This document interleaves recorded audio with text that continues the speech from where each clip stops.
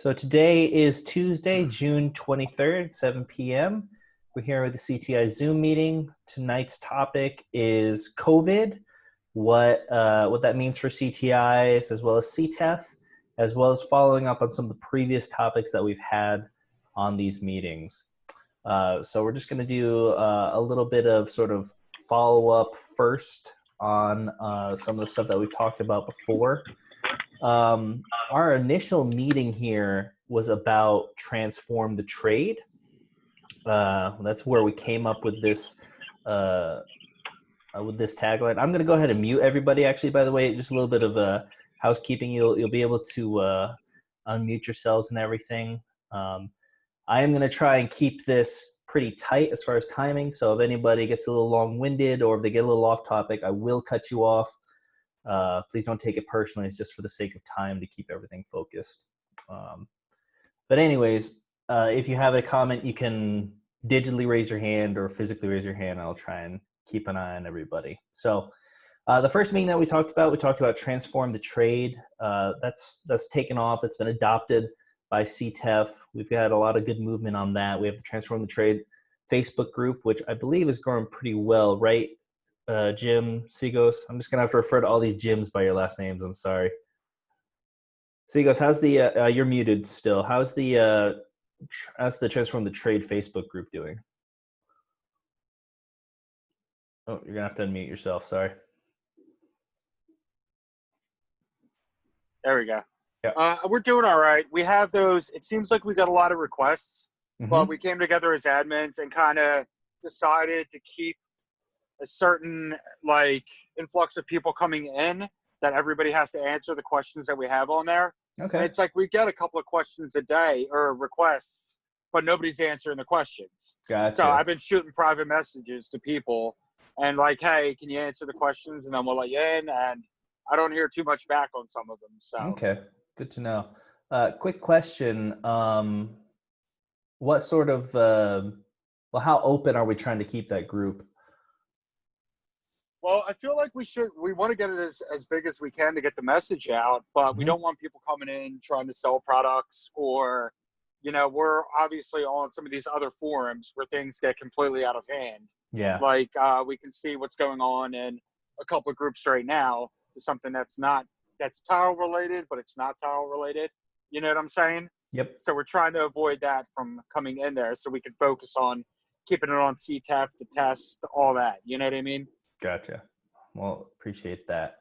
So we're going to be trying to do a little bit more than that. I'm going to try. We've had a couple articles already published. I'm going to approach somebody from FCI magazine and Floor Trends magazine to see if she can't write something up. But I'm going to try and coordinate that with the restart of the CTI testing. And so with that, I'm also going to try and pump up that group as well. So I'll let you know if that happens, and then you can sort of be prepared for that. Decide if you want to change the questions up at all. We really need to, our members that are in there need to step up too, if we can do that, and refer people that they think that might be able to be a positive voice inside of the group. Okay. You know what I mean? That would be really helpful. Okay. You know what I'm saying? What sort of content are you looking for in that group as well? Just pretty much all around questions is what we're going for, how we can help as CTIs or, people just to promote the test for the most part, Okay. Try and get people out there that are thinking about it, might be a little bit interested. They can come here, ask us, people that have taken the test, or just, general tile, what we're trying to do in the industry. Okay. You know what I mean? Try and keep it focused as a professional tile group, not turn into something crazy, So if anybody on here hasn't joined the Transform the Trade Facebook group, please do. It'll be really nice to have a good base there, and then more people to post, more people to answer, and sort of draw more people in as well. Scott, I know that Kathy posted the other day that one of the tests is on track, right? Was that in Deerfield Beach? Is that right?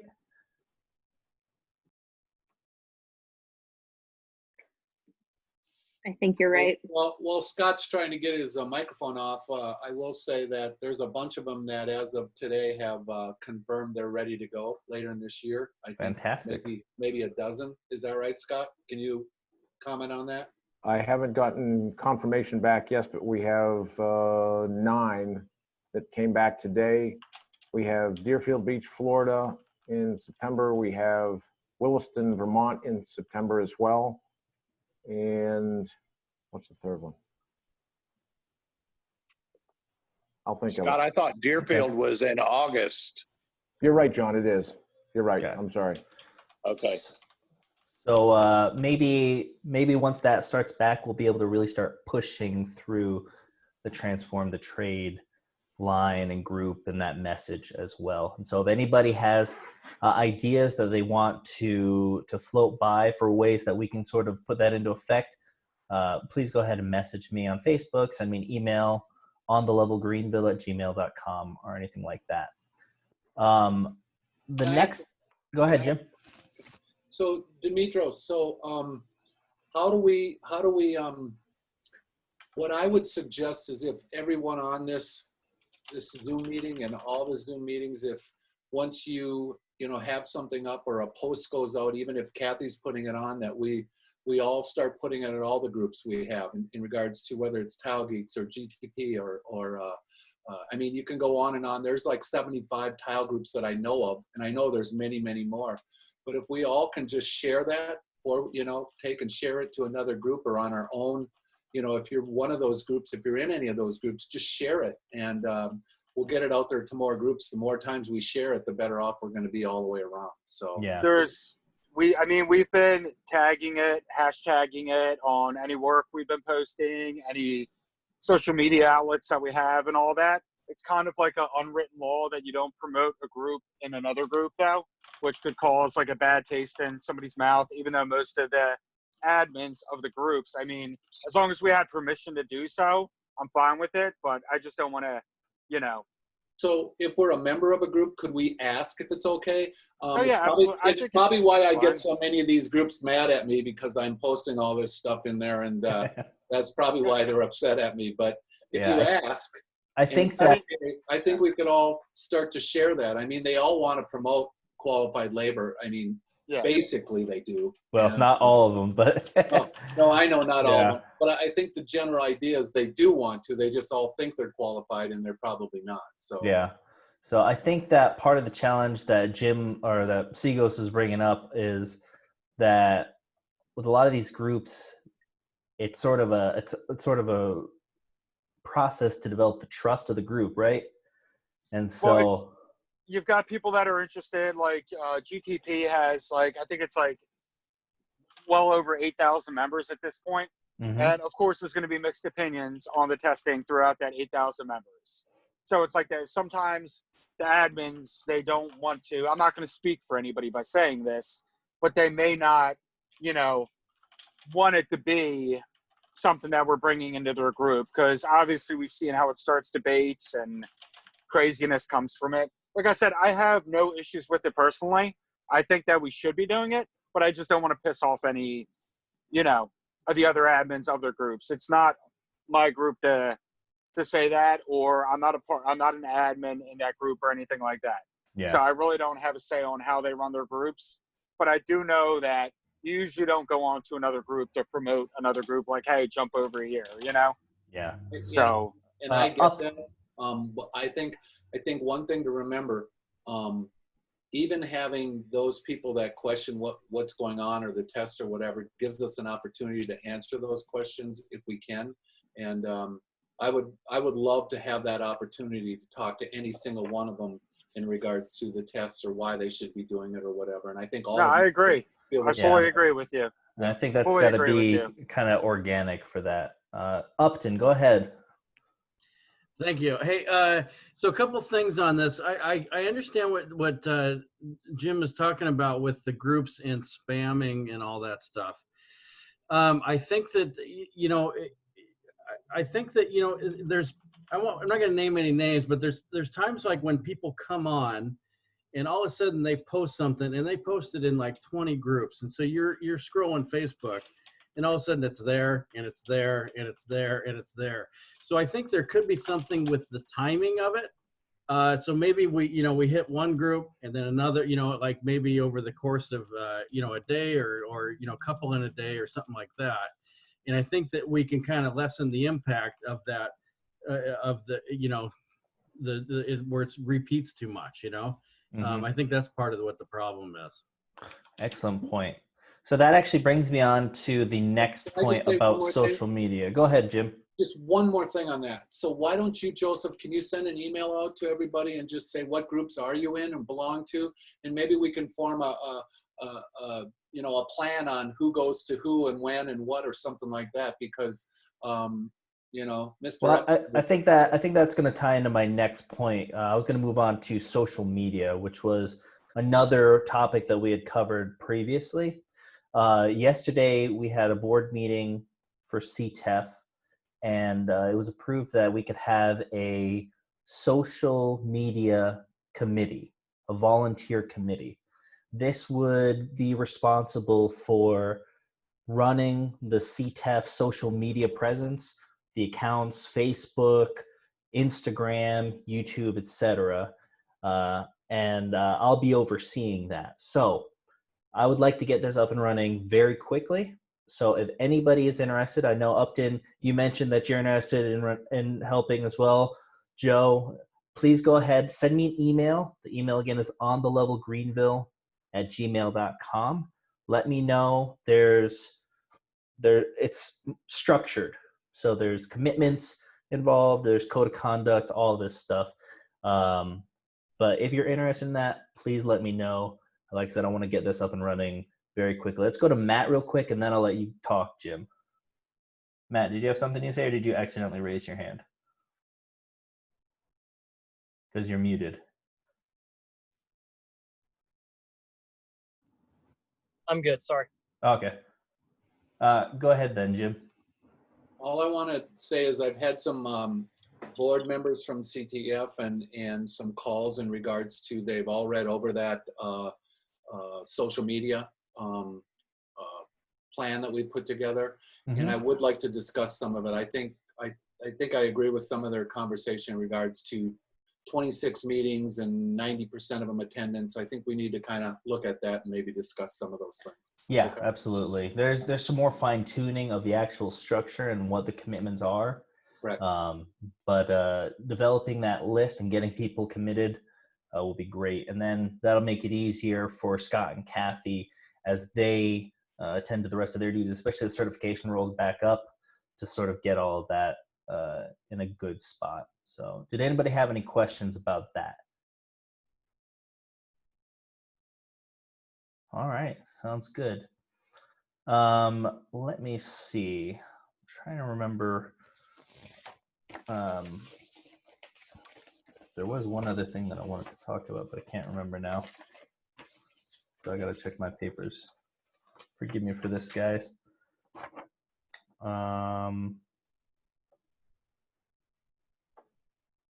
Oh yeah, and then we also talked about, or this wasn't a topic, but this has come up a lot, and so I wanted to address it real quickly, which is a continuing education requirement to maintain your certification as active. This is something that has come up every single meeting from different people, which I find really, really interesting. So I want you guys to know this is actually being looked at and investigated as to the plausibility of it and how to actually implement it. So just so that you know, there is movement on that, and it's not, it's not just out in the ether. So, all right. Any questions about that? Go ahead, Sigos. Might be something to think about, that when we're running CTI testing in certain areas, CTIs that are already CTIs, it might be like kill two birds, or kill two birds with one stone type deal, where you can come out there to get recertified during that time, or just to show activity or whatever it may be, kind of make it like a dual phase thing. This way it's not, I didn't know if you guys planned on doing it, over, online or whatever it may be, but if it is a physical, recertification or whatever it may be, that might be something to think about, you know? Okay. That's an interesting point. I hadn't thought about that. Go ahead, Woody. Am I missing the 800-pound gorilla in the room? But don't we have ACT? If you move from CTI to ACTs, then I think recertification of a skill set that you should be maintaining anyway. I think we start to try to grow it. It dovetails into the program anyway. So why are we reversing course here when we've already really got a system in place and we just need to implement it? So my understanding so far, and that's a good point, is that it wouldn't take the place of the ACT or even get there. It would really just be more for CTIs to maintain or to show that they are keeping up with current knowledge and showing that they're actually active more, to keep that as an acknowledgement of their skills and what they're doing. Go ahead, Joe.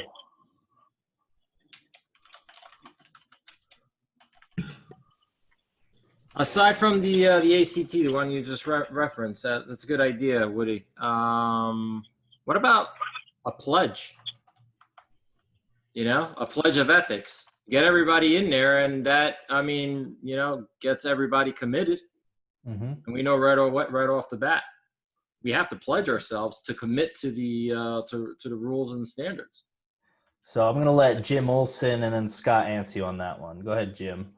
All right, I'm sorry to keep jumping in here, everybody, but we are putting together a code of ethics and a can't remember what it's called. What Scott might know what it's called, but we're also going to have a an annual re-sign. So in other words, every year we'll come to every CTI and say, hey, we want to make sure you still agree to the code of ethics. You sign it, you date it, you send it in, and we keep that on file. Okay. Ooh. So we are working on that, and I think it's a great idea, and we're kind of already in the middle of that. So awesome.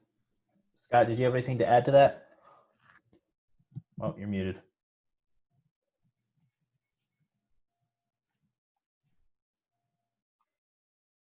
So while we're waiting for Scott, the second part of it is I had to look this up here. It's a compliance agreement that you're just complying with the program and you're going to stay, you know, you're aware of the code of ethics and everything. So yeah, we're in the middle of that. We don't think this will take too long to get this finished, and we want to implement that right away. And Scott? No, I didn't see Jim's hands raised, so no, that's exactly what we're doing. And as Jim said, it's not that far out. Okay. Go ahead, Upton, and then we'll go back to Woody. So I may not be up on this is what it currently is, but the what do you call it? Where you take the, what do you call it when you keep it active? What's the term for it? Continuing education. Yeah. Okay. So that would be, I mean, like, could we get a continuing education if we take, say, like a Schluter class or something like that? Or is it something where we would go in to where they're testing and, like, do they retest the skills, or, you know, I'm not real sure what that would involve. That's a very good question. That's definitely something that I think we should probably add to the considerations as we're developing this idea. That's an excellent point. Jim or Scott, did you have anything to add to that besides just thinking about that and figuring out how that would work logistically? Well, the only thing we would have would be the honor system, unless we would connect with, as Jim said, Schluter or a Lady Creed or MAPE or anybody that would have a continuing ed program that would qualify, as would workshops. Workshops for regional training, they would all qualify. And we can track that through NTCA, that's easy. But the manufacturers, we'd have a little more difficulty doing that, but certainly if we can't trust the people that are doing it, shame on them. Yeah. All right, Woody, go ahead. I think you can simplify that real quickly by getting a certificate of completion from any of those manufacturers. Like, you go to a Schluter class and they have a certificate of completion, and if they can, you know, provide that, then that is something.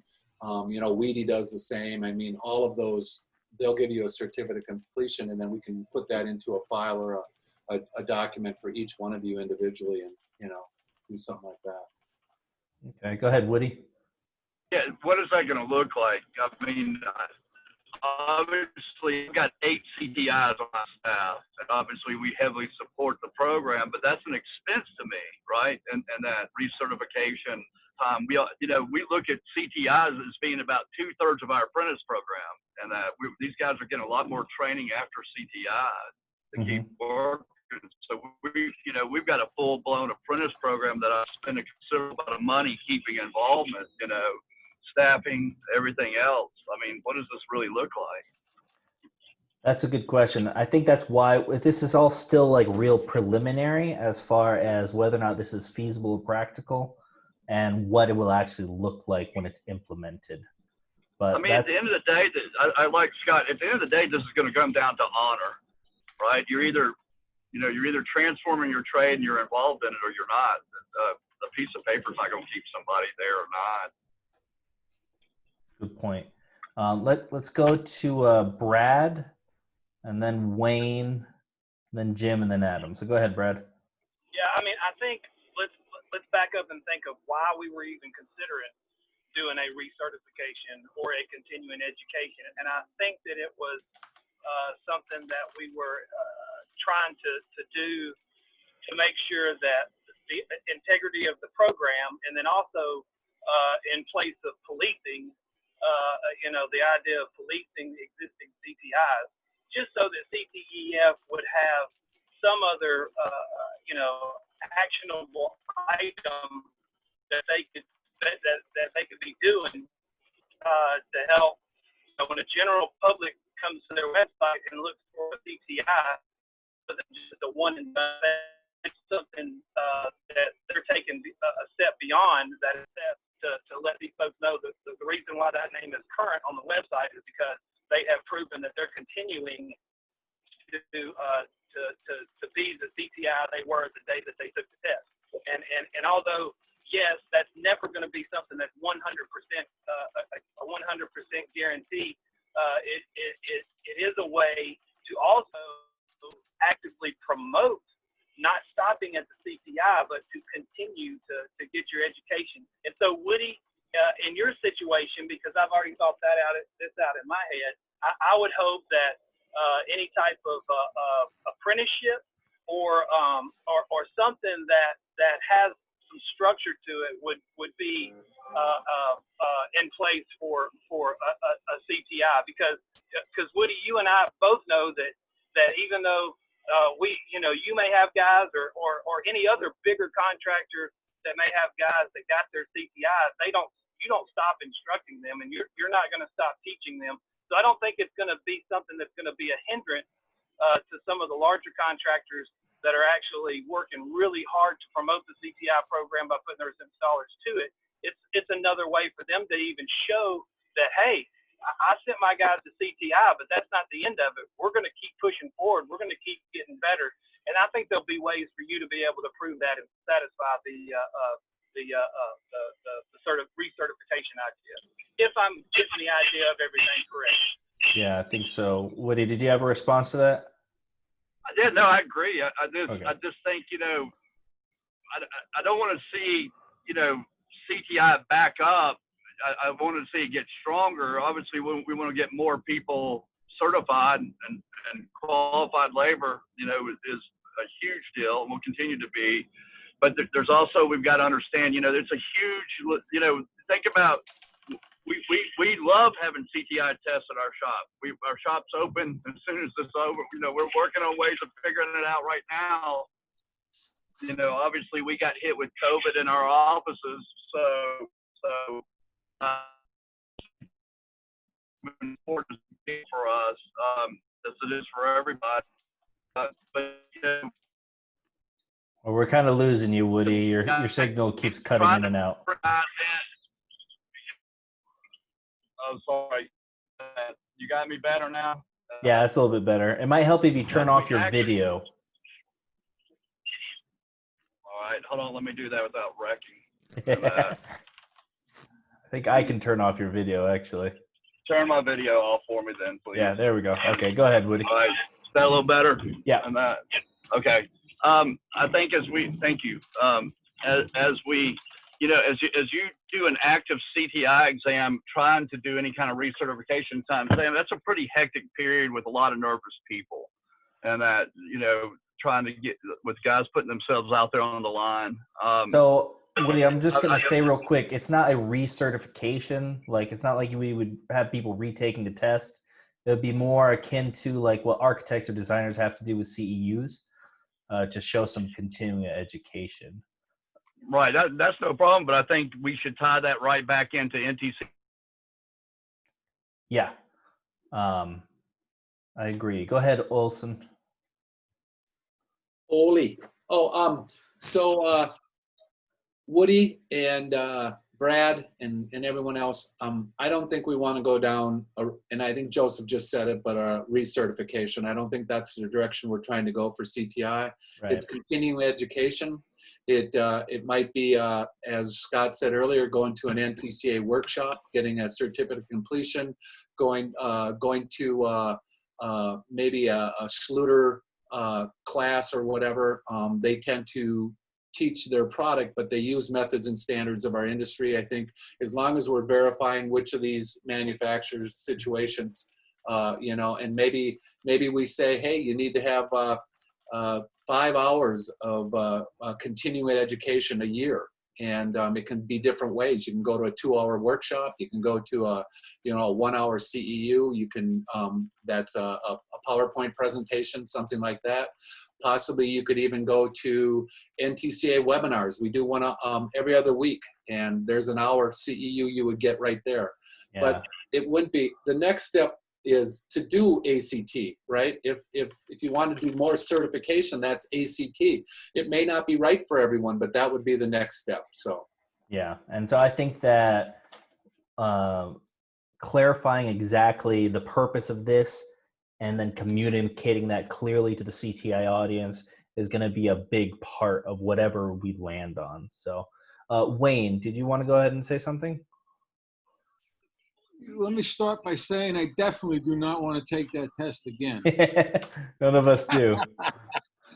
But I think it's really important that we do something with it because, like, I think 4 or 5 years now I've had it. And I really think you got to stay involved. You got to prove it. I think we got to do something with it, if nothing else, just as a defense mechanism against all the tile groups that say it's a piece of paper and it doesn't mean anything. We got to enforce that. Yeah, they're still involved. Even the old timers, they're coming back. They're learning. Agreed. So, and I think that that's a big point of it too, is showing that it continues to keep the CTI sort of engaged instead of you pass the test and you're on your way. Yeah. Upton, did you have something that you wanted to say? I noticed you lowered your hand. I didn't know. No, Brad pretty much nailed it. So okay, so we're gonna go to Adam then, and then Ollie. So I just wanted to maybe make a couple points that I think it would be very useful to include the manufacturers' trainings in the CEU to maintain your certification. Just because those are, oftentimes really readily available to people. And, as we know, products and methods are changing rapidly, and it's really important to stay up on that. I also think it would possibly generate more support from manufacturers for CTEF, and it could bring up an opportunity for manufacturers during some of these classes to kind of talk a little bit about CTEF and CTI. That's a good point. That it would sort of make them more engaged with our program as well. So, Ollie, go ahead, and then we'll go to Sigos. I love the idea of being able to have some kind of a track record for visiting at least one of the workshops in a certain amount of time once everything is rolling again. I know I missed one of the meetings. I don't know if maybe this suggestion was already brought up, but could it be that CTIs might be encouraged to provide photos of a job being prepped from them for review every so often by the board or by someone to to show that they're actively using their education, or at least they know how to.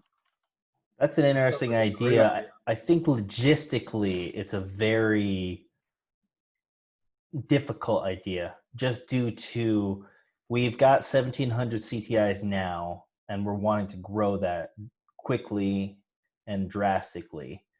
And we still only have 2 staff. And But we're talking about the inherent danger of explosive growth coming with lack of quality that could end up hurting us in the long. Right. So it's not a bad idea. It's just that it's a logistical problem with that particular one. It's a good suggestion though, and I think it addresses some of what we're talking about though, is showing that people are sticking to it. Olson, did you want to say something to that? So Ollie, I like that idea, but I feel like I'm I'm sounding like someone that's trying to lead our nation and saying there's some cheating that might be going on in that. You know, someone could send a picture of someone else's job, something they stole off of Facebook somewhere or whatever. Verifying that that picture that you actually send in, Ollie, would that be your work, and how would we verify that? It's just a concern. Yeah. Seaghost, go ahead. Oh, you're muted still. Real quick, just to piggyback off of that, video would be the way to go with that, because you have to physically put yourself at that project. And then you can go by, step by step on the industry standards that you were doing, everything like that. This way you're not just taking pictures and you're, like I said, physically putting yourself there, and you can kind of verify. You're not going to be in somebody's house on a freshly prepped job, unless you're there working on it. Yeah. But to go back to what I originally wanted to say is, as far as continuing our education, certification, stuff like that, through classes, through manufacturers, you only get so much hands-on at those things, because you get a 2-hour class, and you can be there with anywhere from 10 to 50 people, and there's only so much that you can physically get from there. I know with me, the boss that kind of took me under their wing, I didn't know anything about self-leveling. The extent of my knowledge was buying stuff from Home Depot, pouring it down, and then tiling over top of it.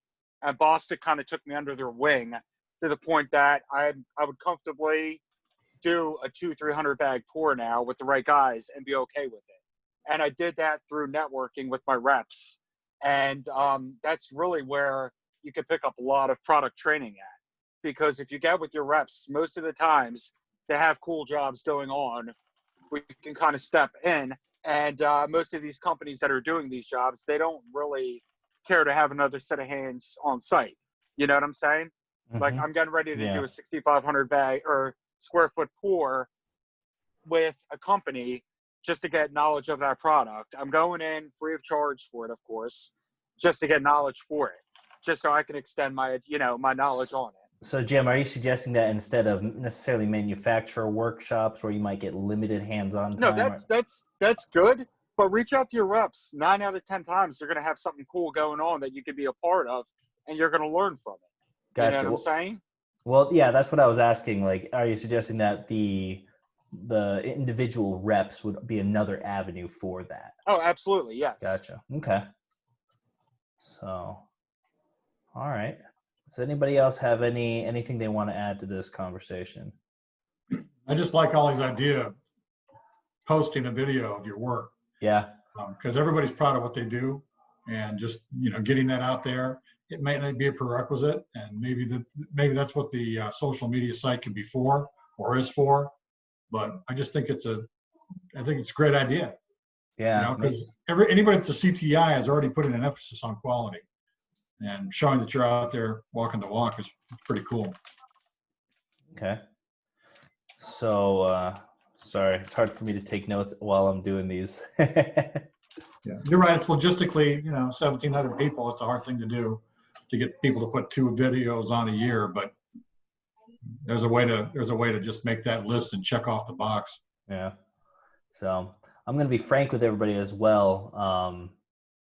That a continuing education program through CTEF would be a revenue stream for CTEF, which is something that we need, honestly. You know, fundraising gets us so far, corporate sponsorships get us so far, certifications. People seem to think that $500 for a certification, CTEF must be rolling in it. We are not. So, you know, finding ways that we can support it as well, that is one of the reasons that we're looking at it. But a lot of these ideas are very valid, and there's a lot of good things that we can take away from it. Go ahead, Ollie. What if it costed something? When we were talking about the need to keep this up for CTIs, what if it costs you $10 twice a year or whatever to get a video submitted and checked for your certification to remain active? I mean, I would pay that to help pay for somebody to watch those videos. And we're not talking about a 3-episode series on a job. We just need a 20-minute walkthrough of prep work to show that you've put the effort into doing it properly, with you in it, obviously, to help with the authenticity aspect of it. That's a good point. That's a very good point. And it's something that everyone's already doing. Obviously, we need to be continuing our education with the workshops as well. But with COVID, we don't know how long those might be coming. And like some of the questions were already brought up. What if you have like 8 or 10 guys that are under your business? It could take you a year to get all of them through a workshop, but if they're just on site, I mean, that's something that everyone's already doing. You just need to get that checkbox once or twice a year, whatever it is, that shows that someone reviewed the video and that you passed the inspection that you're continuing. Yeah, that's a good point. Wayne brings up a point in the chat that since wherever there are NTCA workshops, those local distributors might be able to hold more events, and that's something that we as CTIs, talking with our local distributors, might be able to encourage as well. Go ahead, Upton. So I guess I got a little bit of pushback on this.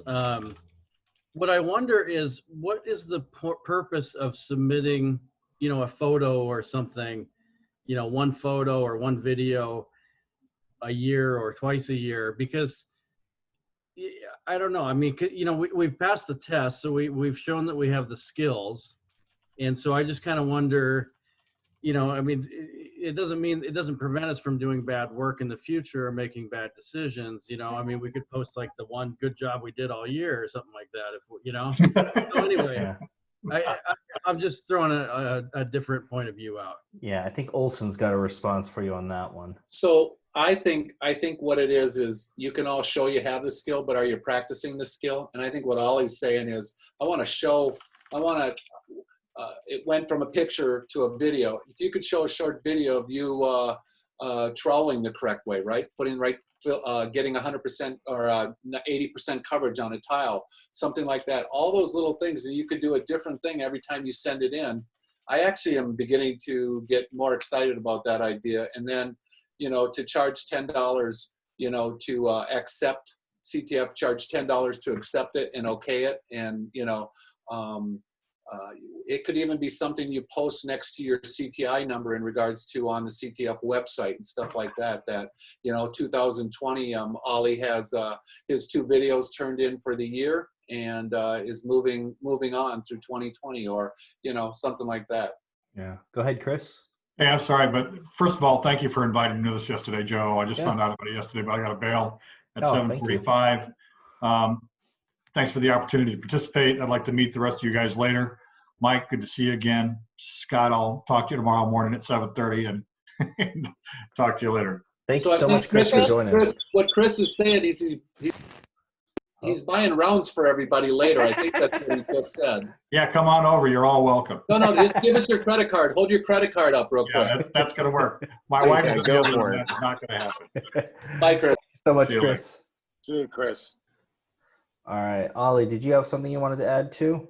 Well, just to respond, it would be an opportunity for you to show that you know how to do it correctly, which at the end of the day is what the CTI test is based on as well. You could take the CTI test and then go home and do it poorly. You can send a video in of doing it the right way and then go back to doing it poorly. But at the end of the day, what we have is an opportunity to show that we do know how to do it correctly. And then again, it falls on us to be doing that when we're not taking the video as well. Yeah. But it's a step up from where we are as far as accountability. Okay. Woody, go ahead. You know, I'm going to push back on that a little Okay. bit. Two things. One, I don't mind sending pictures. Revenue stream, great. I agree with that. And I don't mind sending pictures. You know, we use CRM software. We're documenting everything every day. We're doing it for the fact that I've got 9 crews going on 9 different jobs, doing very high-end work. And you know, to get my guys, you know, I've got so many things, Joseph, that we're working on a daily basis. And these guys are under a lot of pressure on a lot of things that we do internal, because as you grow a company to my size or even larger, you've got a lot of internal mechanisms going on that you're having to keep up, just because that's the legality of the business I run. I mean, nobody's talking about, you know, I face DOL, as we all do. You've got the CARES Act going on right now. I won't to even carry down the rabbit hole of the thousands of dollars I've spent with labor lawyers navigating all of this right now. That's just on this one situation we're all dealing with. But throw this back onto us and say, okay, now you're needing me to get 9 videos to you of the great work that we're doing every day. It's easier if you're saying, hey, we want to document. Well, we're documenting coverage every single day of the week. We're documenting in every shower. We're documenting every flood test. We're documenting because that's just who we are. And that's, you know, it gets, you know, you're putting a lot more on in a situation that, you know, makes it become, and then, okay, we're going down this slippery slope. Look, I think I understand this all kind of came from a bad job that happened in South Georgia, as I understand. If I'm wrong, you can correct me. Let me leave you with the proverb. Even the king's palaces have cockroaches. And I don't care how much y'all want to govern and all this, and I'm all for that. I'm not against it and that, but the bottom line, you're still going to get bad work out there. And the reality is, some days we're going to make mistakes, right? And it isn't going to be in that effort of all the great work we're doing. It's how we resolve issues when we have them. So I'm just going to answer real quick about that. So believe it or not, the one bad job, we had a meeting about accountability, what it would sort of look like. The overall consensus from that meeting, I felt, was that ultimately somebody being out there and doing bad work, that's not a skills problem, that's a business problem, a business practice problem. And that's sort of outside the purview of CTEF to police. Believe it or not, Woody, continuing education as an idea has come up every week. We've done 7 or 8 of these meetings, I think, and somebody has brought it up at least once every single meeting in different contexts. So I agree with what you're saying about it adding a burden for sure, but it isn't just born out of that one aspect of bad work, just so that you're aware of that. No, I'm all about continuing ed. Obviously, we budget a ton of money for continuing. Look, before COVID, every crew I had came in every Wednesday for training. I budget about $120,000 a year in training. But let's go about tile training. How much safety training are you doing? We're doing a ton, right? Because it's a moral issue for me. We put our money where our mouth is. I get hesitant on who's going to be the police here. You can create a bunch of rules, but how are we going to govern all this? I think these are all excellent questions that we're going to have to look at very specifically as this develops. I'm gonna let Olson answer you, and then we're gonna go to Upton. Just real quick, Woody and everybody, this is conversation we're having, and it's great. And it doesn't mean any of these are for sure or any direction we're going for sure. I've made a lot of notes here. We have a lot of things we'll discuss and go to. And one of the nice things are these Zoom meetings where I haven't been on them, but Joseph's given me notes on them and followed up on them, and we've been able to do a lot of the things and move forward with them. This is another one. This is one where it will go back and forth for a while before we find the right avenue of it. And I appreciate all the input from everybody here. So I just want to thank you guys. This is really, really important. Thank you. Yeah, I'm actually very surprised that we've had this much conversation about it, so I'm happy. Upton, go ahead. I'm going to give you the last word on this before we move on. Okay, so here's just an idea that I had, because I'm kind of in the camp that, once you take the test, you've passed, but not to belabor that, but here's an idea. So rather than the stick, what about like a carrot? So what if we just incentivize? I don't know how that would work or anything like that, but what if we, rather than penalize for not turning video in, maybe there's a way to incentivize it on the other end. So I'll just leave it at that. Yeah, that's a good point. It's always better to have positive feedback and positive upbuilding, right? So, okay, I appreciate that. I'm going to move us on because we've still got a couple more topics to hit. I didn't expect us to have so much discussion on the continuing education, so I appreciate all that input. One of the other things that we talked about was grassroots outreach and recruitment of other CTIs. Obviously, that's a big focus for CTEF. We can do so much from HQ and from the organizational perspective, but CTIs, encouraging other guys to become CTIs, that's powerful, right? Seagos, you were talking about a networking initiative that you have locally. Do you think you can give us a quick rundown of that? I mean, this isn't directly related to CTEF, but just in my local area. Now, last week alone, I went out and looked at 2 jobs that were complete failures. I think you saw the pics that I posted of the one job on one of the social media platforms that we have. And this was just absolutely atrocious. The shower had not been used yet, anything like that. And I had a local painter reach out to me because he knew that I was CTI. And he asked me to come look at the job. I went over there and verified that it was 100% a tear out. And we got to talking, and we have mutual friends and everything. And we decided that we're not going to tolerate these guys doing this stuff, no matter what trade that it is anymore. If we've got unregistered,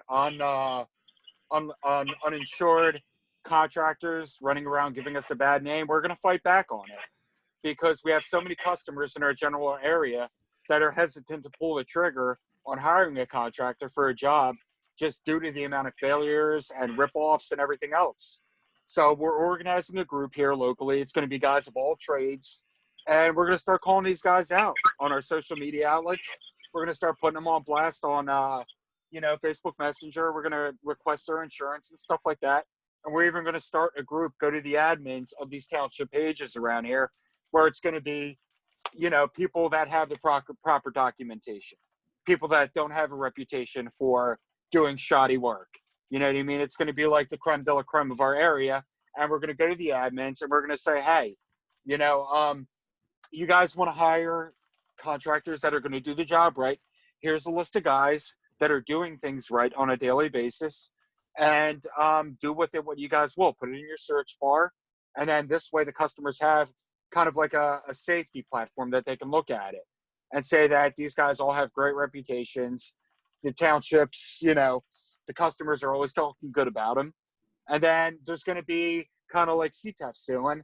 It's going to be something that you have to upload your documents annually, showing you're still registered, you're still insured, this, that. And we're going to, kind of govern it ourselves. Okay. It's something, because there's nothing being done around here. And people are getting ripped off on a daily basis. And we're tired of sitting around. So we're taking it upon ourselves to do something about it. So, question, you talked about approaching like local groups and local leaders and sort of encouraging them to highlight legitimate businesses, right? So what local leaders are you talking about? Are you talking like city council? Are you talking about a business bureau? Like, what are you thinking? It's not that high of a level yet. Again, it's still in the early planning phases of it. We're just going to township administrators on the group. And we're going to ask them to take this list that we come together with. Like Facebook groups, stuff like that. Exactly. And then put it up in the search bar, because people are always on those groups. I don't know how active other people are on social media, but I get a ton of leads through social media. I'm not going to say all my jobs come from it, because most of them come from word of mouth, but a ton of leads come from it. And then this way the customers have, a safe spot that they can find contractors that don't have a reputation for, that have a reputation for doing good work. Okay. You know what I'm saying? Yeah. Well, thank you for that. Wayne, did you have something you wanted to mention? Yeah, I like that idea, but my oldest son is a lawyer, And like, do you have a lawyer involved in that? Because that could be one hell of a big liability. Really, Currently, oh, go ahead. I just, again, not against the idea at all. Just make sure you got your ass covered, because somebody could hit you with a lawsuit that could ruin you. There's definitely a lot to think about as far as like tort and exposing yourself to liability and price fixing, that sort of thing. So you do have to be careful. Macalusa, do you have something you want to add? Oh, Joe, we can't hear you. That's borderline clause for defamation. It's easily to be proven, especially when you're calling out these specific names. And especially when it's written on social media, that's going to be hard to defeat it. It's tough, man. Yeah. It's more so like an avenue. It's more so like where we wanted to go with it was we have a ton of unlicensed, unregistered contractors in the area. Everywhere. It's that everywhere. are doing the work. Yeah, I understand that on a national level. What we want to do with it is just show, it's more so a documentation thing, that these contractors are up to date on their documents. They're registered, they're insured with the state, registered with the state, insured, whereas though other ones are not be able to provide that. You know how I approach that? I'm getting bombarded. I'm not about competing against price. I'm way past that. The easiest way is do a simple video of your company, what makes you different from everybody else, and what your consumers should be looking out for XYZ. This is the reason why they don't have a license. They don't have insurance. This is the kind of work they're doing. They're not CTI. They're not NTCA qualified labor, et cetera, et cetera. If you educate through the consumer aspect of it, now you just release your liability on it, and you just keep pushing that video. Well, that's 100% on the agenda of what we're going to be doing as well. We're going to be really encouraging people in the area to check for, when I go on an estimate, the first thing I do is hand the customer a copy of my insurance, a copy of my business registration, along with my card that's got all my information on it, my home improvement contractor number, all that stuff. It's the first thing I do when I walk inside the door, to show them that I'm a legitimate contractor. And that's where we're going to be going with it as well. We really want to, again, we're still working everything out. We haven't looked into it too deeply, but we have a Zoom meeting this week where we're all going to come together, throw together some ideas. And that's where we want to go, is as far as educating the customers on what to look for. And then I'm going to be doing it on a remodeling standpoint as well, as far as what they want done, and bathrooms, showers, whatever So, it may Seagulls, be. let me stop you right there, because I think we get your point, and I think we all agree with your goal. I think there's just a few of us who are a little worried that you might be exposing yourself to a little liability, so just to tread carefully. I think Scott had something he wanted to mention, and then Olson as well. That's a great idea. My question would be, where would that be located? What platform would you use to post that information that would be readily available to the consumer? Because that's really who you're looking at. Someone can do a search on whether I have the background, and I'm very much like you. Whenever I did any kind of contract, my liability insurance, all the certs that we had, anything that we had that was upfront, told them what method of installation was going to be at B415, and we outlined the products. We gave them all of that up front, and they didn't have to go search for it. And then he said, well, why did he send his insurance certificate? Now you put yourself on a higher level, because now they're going to say, well, what about you? Why don't you have that? So that's great, but I don't know what platform you can put that. You sure don't want to get into a list of something that is out there with all those other people on a for-profit basis, but I don't know where you would put it that it would be readily available to the consumer. Olson, you want to go ahead and say something? So real quickly, I want to go along with what Joe was saying.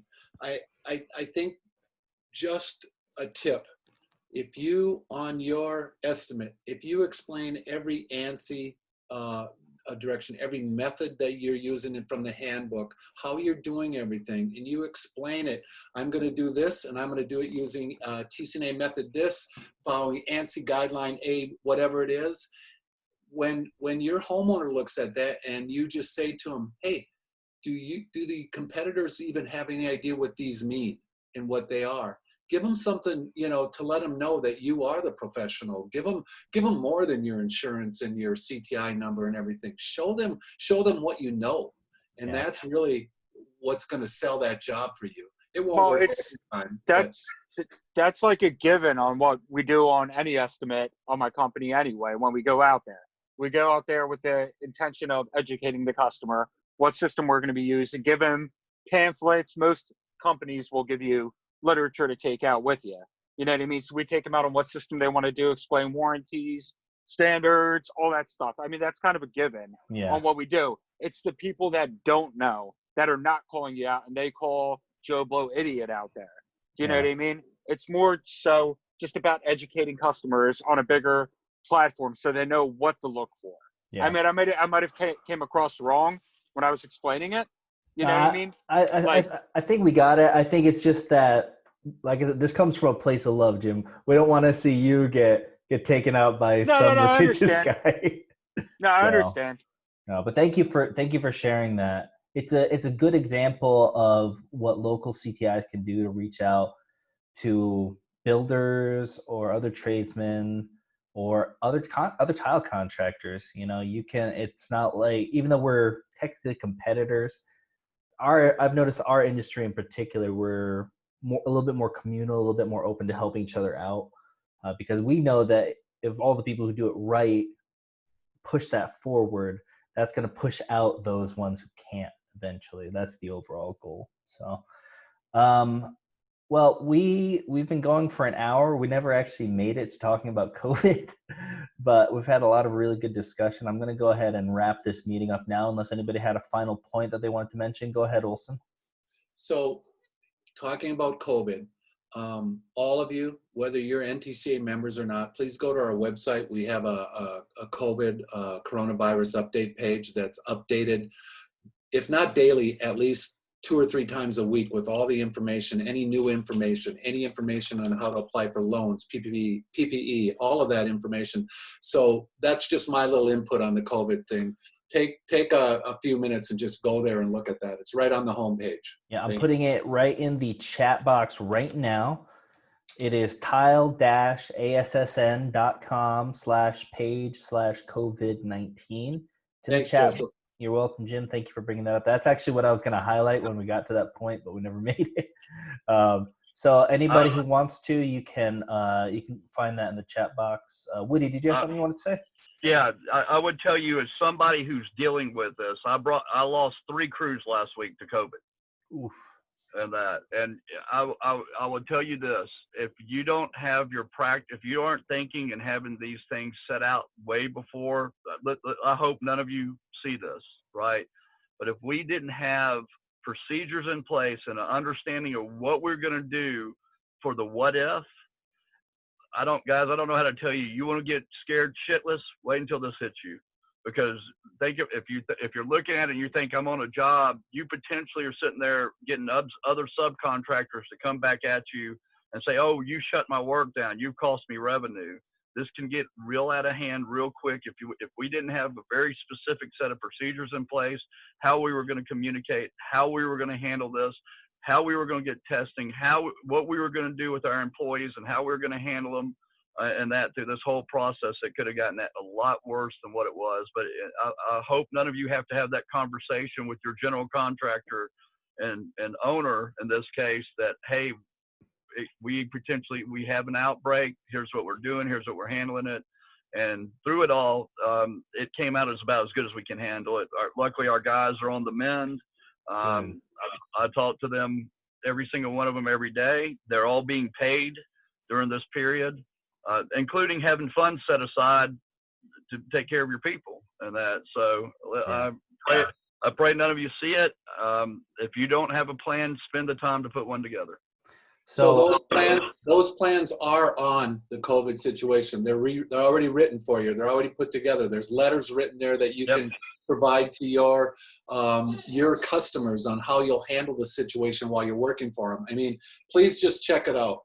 Seriously. I think what I'm going to do is I'm going to make COVID the sole focus of next week's meeting, because there's a lot to unravel and there's a lot to sort of get into with that. I expected the review of other topics to go a lot faster. I'm happy we had such a good conversation. But I think what we'll do next week, we'll focus specifically on legal preparations, legal considerations anyways, not legal advice, practical preparations on the job site, stuff like that, but solely focused on COVID instead of bringing other stuff into it. So I'm going to go ahead and stop this recording.